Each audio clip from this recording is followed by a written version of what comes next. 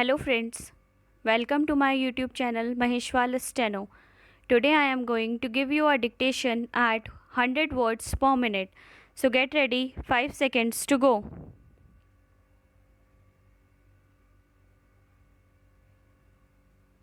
Mr. Vice Chairman, at the very outset, I wish to congratulate our Finance Minister for presenting a very balanced, very thought out, and very well planned budget which has been hailed by almost all sections of the society for one reason or the other. It is no doubt a people oriented and growth oriented budget which is entirely in consonance with the objectives of the seventh 5-year plan, namely food, work, and productivity. Sir, the beauty of the budget and the ingenuity of the finance minister lie in the fact that although outlays for development purposes have been augmented and numerous occasions have been allowed in respect of various items of daily use by men, women, and children, the dose of taxation is not heavy and its impact on the common man will be almost negligible. The budget proposals aim at benefiting the rural poor, generating more employment, especially in the rural sector, where about 75% of our population lives, and promoting village and small scale industries. That is why, sir, the Patriot has called it a people oriented budget. The Hindustan Times found it a Jai Kishan budget. The Financial Express has welcomed it as a farmer oriented budget, and the Hindu has hailed it as sound exercise under the circumstances. Even the Federation of Indian Chambers of Commerce and Industry and Associated Chambers of Commerce have welcomed it as a growth oriented budget. Moreover, it is a fact in view of the drought conditions prevailing in many parts of the country for the last few years.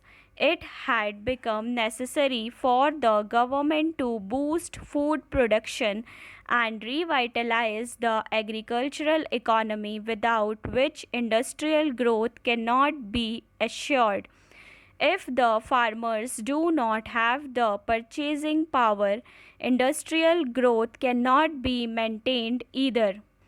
Therefore, it is a matter of great satisfaction that the central government is fully alive to the actual requirements of the people of the country and has taken due care of the farmers and the rural sector without putting any additional burden on the industrial sector.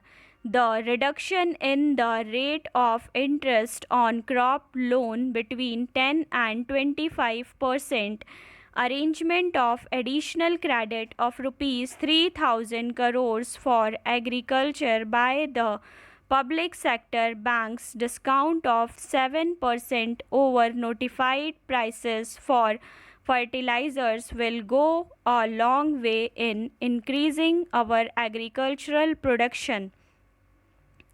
Some of our friends on the other side always complain that adequate resources are not being extended to the states and union territories.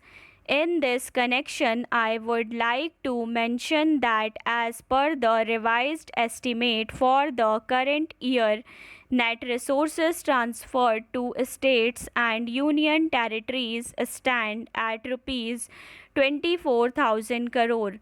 But as regards the budget estimate for the next year, rupees 26,000 crores are proposed to be transferred to states and union territories. That means an increase of rupees 5% over the revised estimate and 13% over the budget estimate for the current year. Sir, as regards the percentage of increase over the revised estimate for the current year in defense, the increase is 8%. In major subsidies, the increase is going to be 19%. In social services, including education and health, etc., it is proposed to be 9%. Now, I would like to draw the attention of the House to the fact that when you compare the implementation of the annual progress under the sixth plan and annual progress under the seventh plan, you will find a large difference.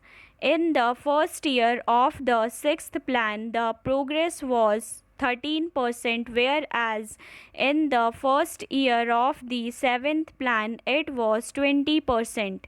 Similarly, in the second year it was 15% and 20%. In the third year it was 16% and 22%, and in the fourth year, that is the next year, whereas in the sixth plan the progress was 20%, we will be achieving a progress of 22% in the seventh plan.